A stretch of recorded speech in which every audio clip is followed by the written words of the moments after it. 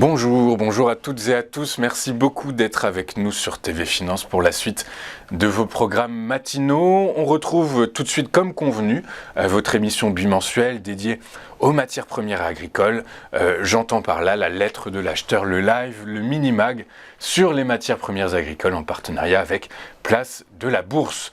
Comme chaque semaine, on va débuter ce rendez-vous avec notre revue de presse, des publications qui sont tirées du site internet www.lalettre-de-l'acheteur.com. Ensuite, on retrouvera l'interview, notre invité qui sera en duplex et en direct, et on finira ce mini-mag par l'intervention de Mathieu Driol qui est analyste senior chez Day by Day et qui nous fera sa recommandation des comos du jour.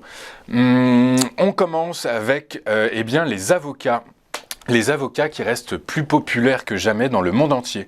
Sur la plupart des marchés où ils sont commercialisés, les ventes restent généralement stables malgré les problèmes de logistique persistants et la hausse des coûts. Certains affichent même de meilleurs résultats que d'habitude, la France ayant connu un marché exceptionnellement équilibré pour cette période de l'année.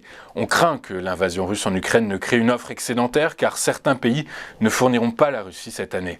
En Espagne, la hausse des prix attendue à la fin de la saison ne s'est pas matérialisée, ce qui est regrettable pour ceux qui ont conservé des stocks dans ce but. Du côté de la production, il y a également eu quelques inquiétudes dans diverses régions.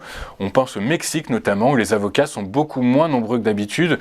De même qu'en Italie, les changements climatiques ont entraîné une baisse de la production, ce qui inquiète évidemment de nombreux producteurs. En revanche, l'Australie a connu une saison plutôt faible, car l'augmentation de la valeur de l'avocat a plus que compensé cette baisse de production.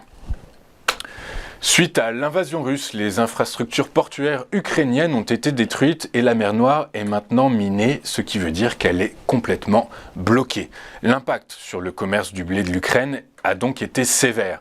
Près de 80% des exportations de céréales de l'Ukraine transitent par ces ports du sud-ouest. On pense notamment aux ports d'Odessa, de Pivdemny, de Mykolaïv ou bien de Korknomorsk vers la mer Noire. Aujourd'hui, même si les navires sont en mesure de trouver un endroit pour accoster et charger des expéditions de céréales en vrac, l'assurance est soit d'un coût prohibitif, soit indisponible pour assurer le transport, le voyage. Contrairement à l'Ukraine, les exportations russes ne sont en grande partie pas diminuées par les perturbations de la production. La diminution des exportations de blé russe est plutôt le résultat du choix des importateurs mondiaux de ne pas soutenir le gouvernement russe. Bien que la nourriture ne soit pas soumise à des sanctions, les distributeurs et les banques hésitent à faciliter le commerce depuis la Russie de peur d'être condamnés à une amende par des gouvernements étrangers ou bien d'être soumis à la vindicte populaire. La Russie a également connu des primes d'assurance exceptionnellement élevées sur le transport maritime, avec des taux qui ont bondi d'au moins 400%, passant d'un taux estimé avant l'invasion de 0,025% à 5%.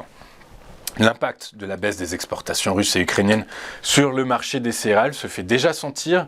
Agflow, une société de données qui compile des données sur les céréales, a estimé qu'environ 73 navires agricoles ont quitté les ports russes au cours des 2 premières semaines de mars, contre environ 220 navires au cours de la même période en 2021.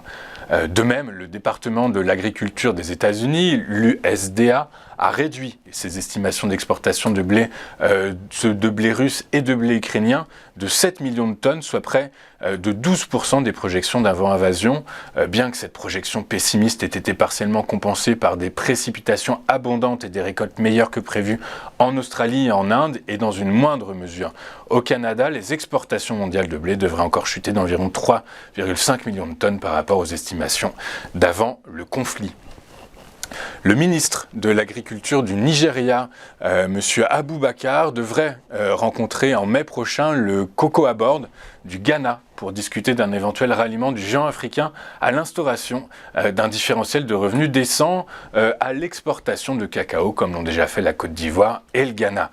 Ceci créerait de facto une alliance de producteurs, une sorte d'OPEP du cacao, souligne une étude d'Oxford Economics. Rappelons que le Nigeria est le 5e producteur mondial de cacao avec 280 000 tonnes attendues sur la saison 2022, au même rang que le Cameroun, mais derrière la Côte d'Ivoire qui en espère 2,2 millions de tonnes et le Ghana qui espère en récolter 800 000 tonnes. Si les chiffres de production de cacao du Nigeria sont bien inférieurs à ceux de la Côte d'Ivoire et du Ghana, comme on vient de le voir, la surdépendance du pays à l'égard de son secteur des hydrocarbures a pesé sur son potentiel de ces derniers temps suite à la baisse de sa production pétrolière. Ainsi, accroître l'activité de la cacaoculture peut contribuer aux efforts de diversification du Nigeria. Les exportateurs africains de cacao s'attendent à une année difficile étant donné le contexte mondial et la pression que le conflit ukrainien-russe exerce sur l'économie de l'Union européenne. L'Union européenne qui est l'importateur majeur de fèves de l'Ouest africain. Voilà pour cette sélection des meilleurs articles publiés sur le site de la lettre de l'acheteur.com. On va marquer une rapide pause et on revient juste après avec notre invité, un artisan impliqué dans la préservation des trésors gustatifs de son terroir. A tout de suite sur TV Finance.